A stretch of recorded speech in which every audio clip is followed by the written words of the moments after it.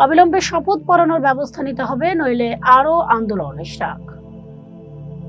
সর্বোচ্চ আদালতের যে রায় হয়েছে অবিলম্বে তা কার্যকর করে স্থানীয় সরকারকে শপথ পড়ানোর ব্যবস্থা করার দাবি জানিয়েছেন বিএনপি নেতা ইশরাক হোসেন। নইলে নগরবাসীকে সঙ্গে নিয়ে আন্দোলনকে আরো বেগবান করার কথা বলেন তিনি।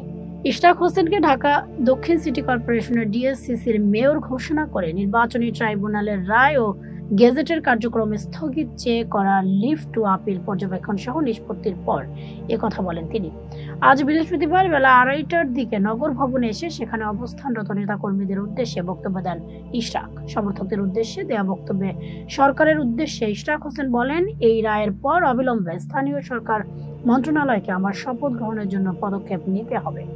আপনারা শপথ নিয়ে যে টালবাহানা করছেন তারই পরিপ্রেক্ষিতে আজ টানা 2 সপ্তাহ নগর ভবনের সব কার্যক্রম স্থবির হয়ে পড়েছে। এটি করার কোনো এখতিয়ার আপনাদের নেই।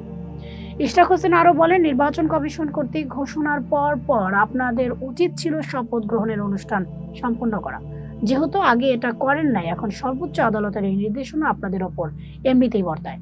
যত দ্রুত সম্ভব শপথ গ্রহণের অনুষ্ঠান সম্পন্ন করবেন, অন্যথায় আপনাদের বিরুদ্ধে সর্বোচ্চ আদালতের অবমাননার অভিযোগ চলে আসবে।